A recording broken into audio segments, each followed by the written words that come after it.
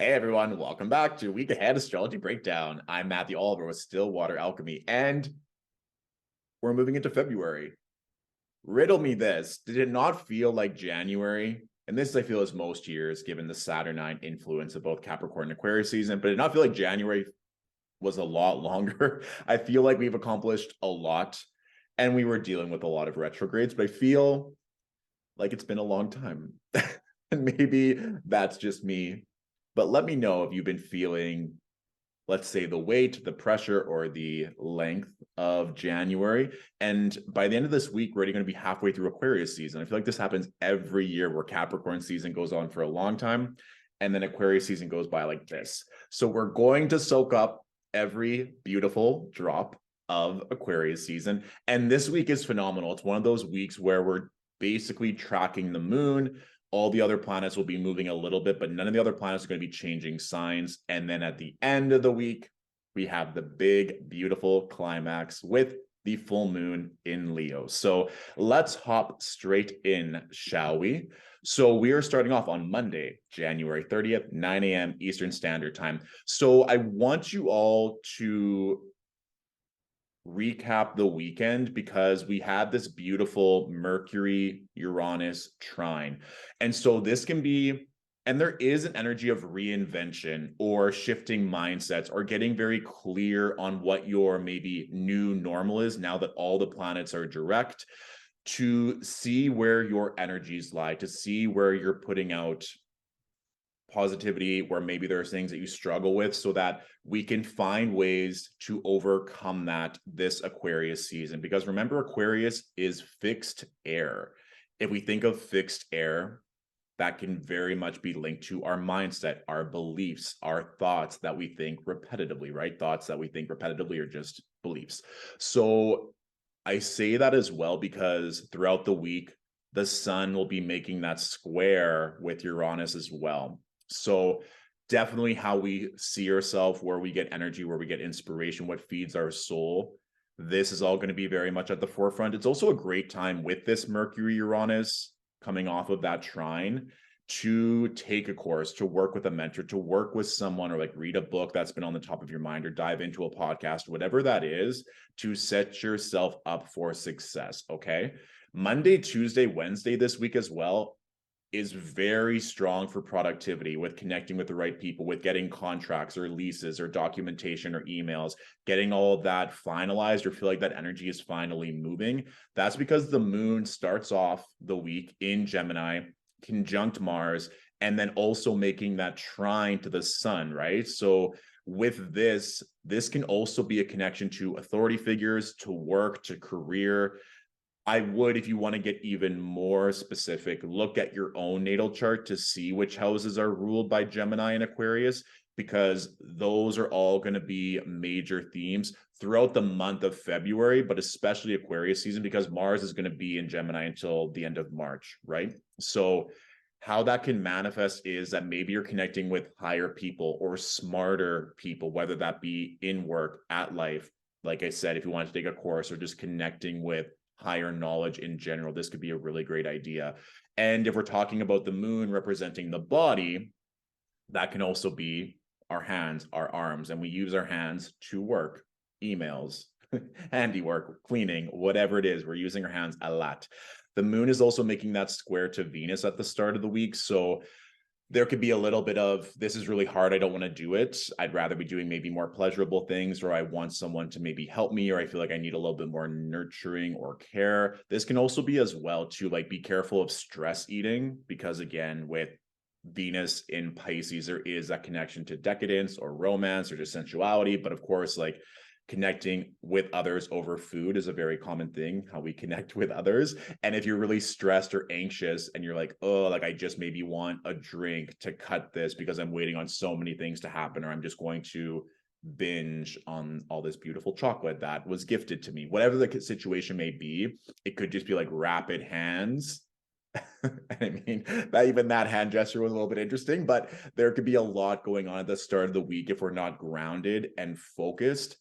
This moon Venus could be a lot, especially in regards to relationships and relationships at work. So even just at the start of the week, we're seeing that There's a lot of energies that could be coming through. The one good thing as well is the moon is making that sextile to Jupiter. So if you can keep your eye on the prize, and even if it resonates for you, setting out intentions or goals for the week, saying, I want to get this done by Monday, get this done by Wednesday, then everything can be finished by this, or I want to make sure I hit the gym Monday, Wednesday, Friday, whatever that is for you, a little bit of structure and how you wanted to see things in your mind clearly will definitely aid you at the start of the week. And that way, when you fine tune yourself to that, when different ideas or downloads or intuitive hits come through, it'll make sense because you already done the preliminary work at the start of the week. And I mean, that's resonant for any week, but especially with the transits that we have going on. Now, Tuesday, we can even see now that the sun is in that 3-degree orb. So just kind of know that Tuesday onward for this week, there is likely to be situations where either you want to feel seen, how you want to change how you're being seen, what figures or people that are kind of solar, whether it's celebrities, politicians, role models, even parents, it could be your father as well, how you see that or how you want to show up in your masculine energy, that all might be shifting. And again, if we're talking about the sun versus the moon that are in strong connection as well on Tuesday, the moon can represent the body, the sun represents the spirit. So this can also be, in a good way, switching up your spiritual practices. If you journal a lot, maybe you're going to be switching it up and journaling in a different way. Or if you don't journal at all, maybe you might want to start. Or you have now really developed a good routine, but you want to shake it up so that you're not doing the same thing over and over and over again. Because here's the thing. Even though Aquarius and Taurus are both fixed signs that like structure and doing the same thing over and over and over again, finding pleasure in that and getting mastery, we have Uranus that likes to shake things up. And then you also have Venus and Mars connecting throughout the week that are in mutable signs like that adaptability. So what I'm saying here is don't be surprised if there are new ideas that deviate you from what is the norm. Allow yourself to be curious this week. Allow yourself to grow. Allow yourself to try different things that are maybe a little bit outside of your comfort zone, which is going to be a good thing as well. That could be in spending, in relationships, in leisure, and things that maybe you didn't once find interest in or didn't think that you were good enough for, whatever that thought or idea may be open to that. However that may unfold for you. Even intuitively, I was thinking, and this comes up later in the week, but I'll just share this now. Like, let's say someone's like, hey, I'm going to this concert tonight. Do you want to come? Maybe it's an artist you've never heard of. Maybe it's at a venue that you normally wouldn't frequent. But if the only reason you want to say no is because maybe it's not like a music you genuinely like, there could be other ways to explore that. It's like, great, I'll just like come for the first set, or maybe I'm just going to like come for a drink, or just say yes and see what's going to take place. And that's why I'm curious, by setting the proper intentions at the start of the week, what's going to be coming through all week long to position yourself in a way that you can see yourself in a different light, or different opportunities will come through that will still get you to your end destination, right? Just because you take a detour that you didn't expect because of construction doesn't mean that that detour didn't have something beautiful to offer and that you're still going to get to the same destination at the end. Now, if we're talking about this moon sun connection, this is great in terms of your mind being super clear on what you want to do. It's kind of like your heart and soul are connected. You know what that intention is. You know what that drive is, especially now too with Mars there. It's like purposeful work or aligned work. And if you're not in that situation, then I would lean on this Sun Uranus square. And if you're not happy with what you're doing, with how you're feeling, what needs to change? Even just writing that down, it's like, I'm not happy in my health, in my relationships, in my home. What needs to change? Because ideally, Tuesday is a very strong day to get a lot of beautiful, purposeful work done. Be careful. The moon is making a square to Neptune, which can sometimes be nebulous, sometimes can be very distracting. I see this all the time, kind of, even just for myself, whenever the moon is in a hard aspect to Neptune, it's like just scrolling or wanting to distract myself. So if you have work to do, and that doesn't have to be career work, that could be like tidying up around the house, that could be going for a workout, that could be taking your dog for a walk and just like extending that walk to 2 hours or going on multiple walks. It's just purposeful work that can calm your mind or make you happy And I was just thinking of this as well. Even that whole podcast idea is interesting. Like, let's say you're doing work around the house or taking your dog for a walk, but then you're listening to something that eases your mind. It could be a podcast, it could just be like relaxing music. So if you're finding yourself all over the map on Tuesday, calm your mind, get grounded, take time to come back to your body. And that's going to significantly aid in your energy and focus. All right.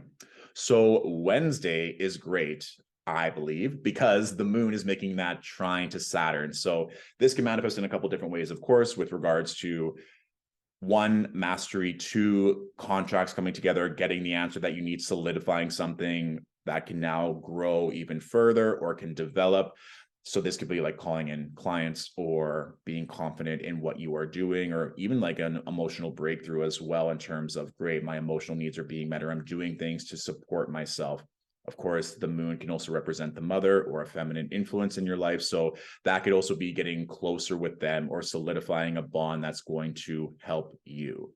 And remember, now Venus is getting closer and closer to that square with Mars. So there can be some of that tension in the air, and not a bad way, like frisky, fun tension.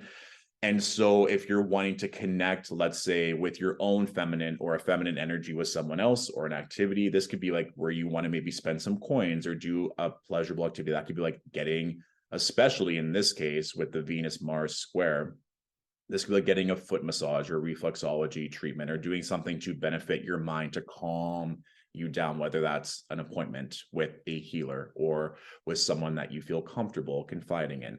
That could all be really good energy to do on Wednesday, because then the moon will move into Cancer later on in the day, which is phenomenal. And let's jump to that because it's really good. So Thursday, Thursday, we have the moon making a trine to Venus. So this is a phenomenal day for anything regarding fertility, abundance, love, connection, nurturing. These are all really, really strong days. And also because the moon is making that square to Jupiter. So if you're trying to conceive a child or a project, or let's say content on social media, maybe you're wanting to promote something, or that you're wanting to call something in, this is all really, really phenomenal, with the moon in her home sign making a trine to an exalted Venus while making a square to Jupiter. So be very, very careful with how you want to use this energy. Like, I would not engage in gossiping or anything that perpetuates negative energy. It's also very likely on Friday that potential past lovers or getting in your head about love is there. So let's say you're really thinking about love and relationships, how you want to connect deeper in with yourself, a partner, a friend, a colleague, an opportunity, whatever it may be. Honor that, sit with that on Thursday, because on Friday, and I'm just going to show you this and I can go back and forth. Friday, I feel with the moon opposing Mercury and Venus squaring Mars, that there might be a temptation or kind of a universal test to make sure that you are ready to hold that offer of love or abundance to the next level. I know it's a very contentious opinion in the spirituality community industry, if universe, God, source tests us, but we get tested all the time in multiple ways to make sure that we have the knowledge, the power, the love, the compassion to handle the responsibilities and the frequency of the next level, right? Always. Even if you think in video games, you will have that mini boss or the main boss to ensure that you can get to the next level, that you've learned all the things or powered up, leveled up to get through. So if we're on Thursday, if you do, let's say, rituals or manifestation practices around love and intimacy, this would be a good one. Or even just treating yourself very lovingly, this would be a great opportunity to do so. And it's interesting too, because this all kind of aligns with the Sun Uranus square. And I mean, Uranus is very much connected to Aquarius, right? So it would be interesting to see what spontaneously comes through, or like instantaneous what comes through instantaneously or spontaneously over the weekend, or like Friday, Saturday, based on energies that are cultivating. And sometimes too, people get really excited when I talk about these things, because I get excited because I can't help it, because when we have such good transits, I'm like, oh, there's all of this electricity in the air.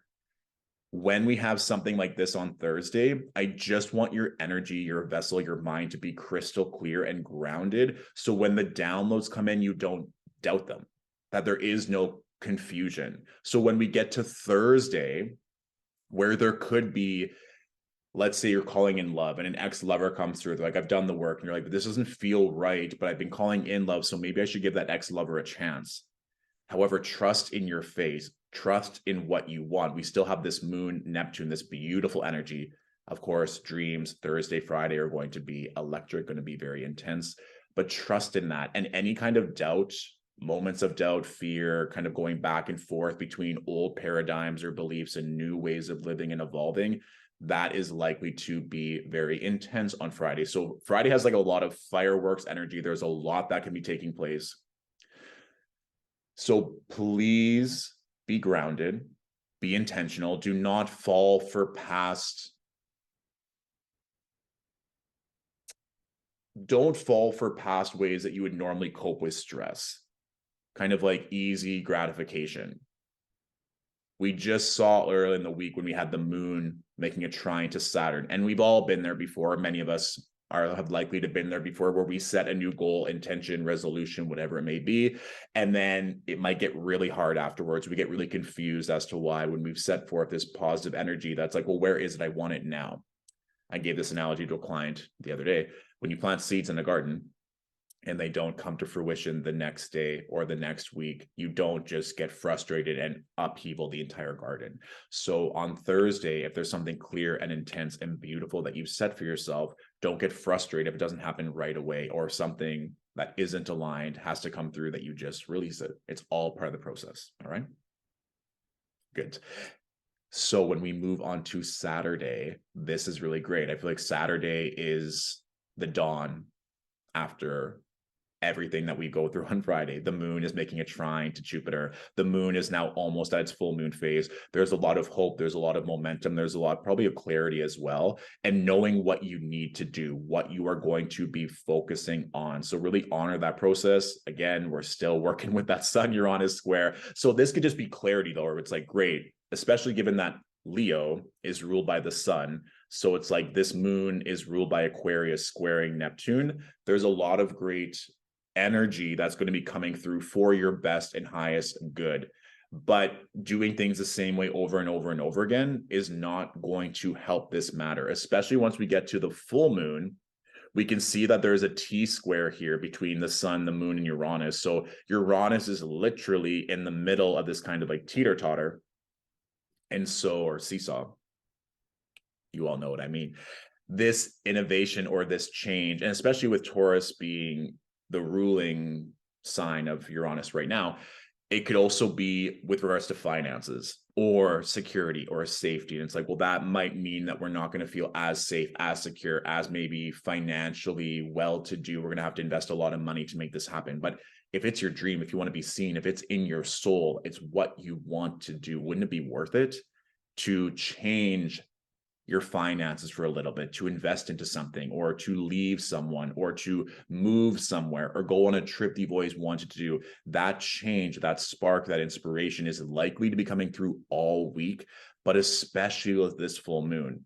So I just want you all to notice these shifts, to be open to that, and know that as you're growing and shifting and changing, that this week has a very beautiful tone for being productive, for getting a lot of things done. There's also the potential to be distracted, or to go back to old vices or addictions, or to not trust and then go back to something or to someone because it's easy.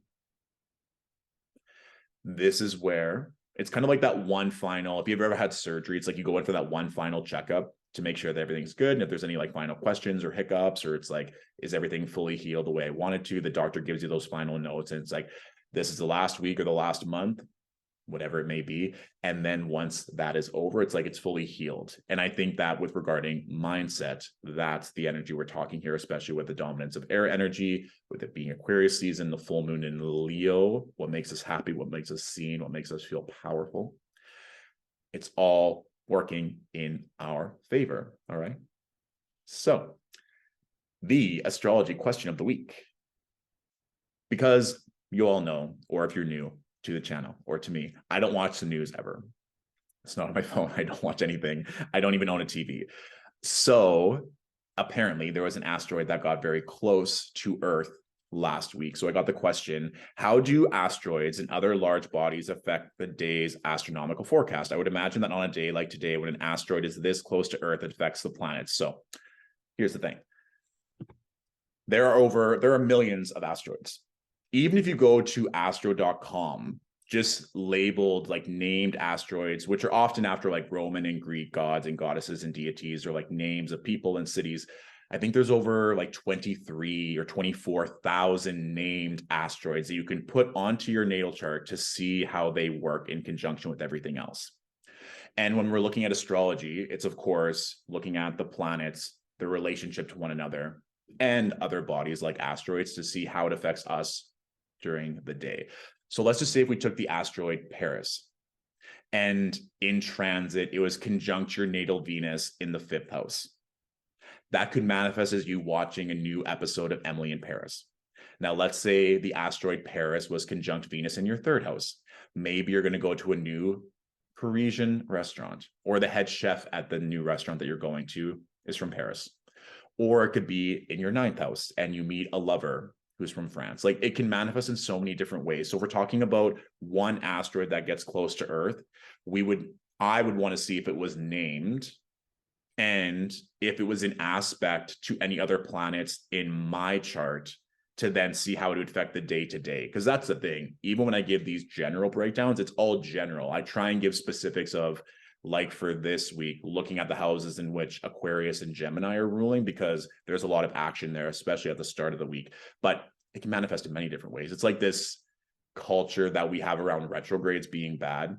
And it's going to depend on where it is in your chart. If Mercury is your time lord or chart ruler, how it's aspecting certain things in your whole entire natal chart. So with regards to how do asteroids in any regard affect the daily astrological forecast, that's its own niche. That's its own study for sure, where you would have to look at the main ones and literally track them. Like there are astrologers, for example, that will track the moon by the minute or by the hour, and they'll work with people that work in stocks or work in investments or work on Wall Street, for example, and where the moon is on the day, they'll say buy now or sell now. And there's, of course, fertility astrology. So to answer this specific question, I wouldn't know how that one asteroid being close to Earth on this one day would affect everything, because it's relative to how it's going to affect things for my or anyone's chart, for example. But most asteroids are very small. Like they could be the size of a bus. But I do want to give an example of this because it is very interesting, and the bigger asteroids do have a pronounced effect for a lot of different people. And even going back to my analogy, let's say you go to a new French restaurant and it's amazing. It becomes like the new Nobu and it puts it on the map. Then of course, like that asteroid could have a big effect on the world. And that daily aspect of where that asteroid was relative to Venus, relative to the Earth, then of course that's going to make a huge impact. Or even if that restaurant was just in that neighborhood, that would still be a monumental occasion that would affect all those people's lives. So asteroids definitely can make a huge impact. It just depends on where they are and how they do this. Now, I wanted to share something with you all because there is a beautiful energy that we can look at. So if we look at the Aquarius new moon that we just had on January 21st, and I want to show the asteroid Juno. Juno, also known as Hera, the goddess of marriage, equality. She's also the wife of Zeus, also known as Jupiter, because all these planets are like the Roman name to the Greek god or goddess, right? Like Venus, Aphrodite, Mars, Aries. So with this Aquarius new moon that we had last weekend, or the weekend prior, you all know what I mean. We had Juno conjunct Jupiter at 4 degrees, and this new moon was at 1 degree. So if you've been listening to my channel before, when I've talked about asteroids, I learned from Demetra George, who is a phenomenal astrologer who specializes in asteroids. So if you're curious about learning more about asteroids, I would definitely look up Demetra George. But she always taught that for asteroids to have a significance in the transits, it has to be within a 3-degree orb. We'll look at this. The sun and the moon are within a 3-degree orb of Jupiter and Juno. What I saw after this new moon is that a lot of people broke up. There was a lot of breakups in relationships or in long-lasting relationships or even friendships. And if we're talking about equality and marriage or relationships, and also in the sign of Aries, which is ruled by Mars, which is still coming out of its post-retrograde shadows, right? And Aries is quick, abrupt, rapid. It cuts, it separates. It's interesting that in this energy, it could have also been related to aspects of like passion or power or independence, because that is all within the realm of Aries. Now, it wouldn't have affected everyone's relationship sector. You can look at, even as a retrospective exercise, which house in your natal chart is ruled by Aries, and where maybe you found that you were putting a lot of energy or focus, or maybe where there was frustration in equality in that Aries ruled house. I know for me, as a personal example, Aries rules my 4th house, and I've been going back and forth with my current residence in Toronto. I'm moving to Vancouver, figuring out the lease right now. And there has been a lot of energy in my life in that one area. So it makes sense for me. I was like, okay, it's not to do with anything for me with regards to relationships intimately, but my relationship with my property manager, my relationship with my leasing manager, my relationship with my realtor in Vancouver, those are all still things I'm putting in a lot of energy into. So I know that oftentimes, and I'm sure anyone in the spiritual industry or healer can resonate with this, people will come to us with love, connection, how to make more of those opportunities happen, or more about money in general, which of course stems from relationships with ourselves to clients or us to our colleagues. So yes, asteroids definitely make an impact. How they affect day to day, you would have to look at the exact asteroid that you want to look at. So if you want to look at Paris, if you want to look at Juno, if you want to look at any of the asteroids, that would literally be tracking those asteroids in aspect to the planets in your chart to see how they would affect you, which is a beautiful practice if you feel called. But sometimes people want to first learn how the planets could affect them and their chart and how they can use that. So it's a great question. It's very niche and I love it. How that one asteroid affected us a couple of days ago, I'm not 100% positive, because I'd have to look at those and track that in relation to all the other beautiful asteroids that are also in play. So let me know how that resonates. Also, as a retrospective, see what came through in terms of equality, marriage, relationships, how you value yourself in regards to others around that Aquarius new moon. I've been seeing it in client consults a lot, that the aspect of love and relationships happening, of course, with literally Juno, Hera, Jupiter, Zeus connecting in Aries with that new moon, with the lunar new year. I think a lot of people are really focusing on love and relationships right now in all regards, right? Not just intimately. So it is a beautiful manifestation of how one of the main asteroids, one of the main goddess asteroids, played a significant part with a lunar activation for everyone. All right. So that is our week ahead. Thank you all for watching. Let me know if you have any other general questions in the comment section below, and I'll talk to you next week. Bye.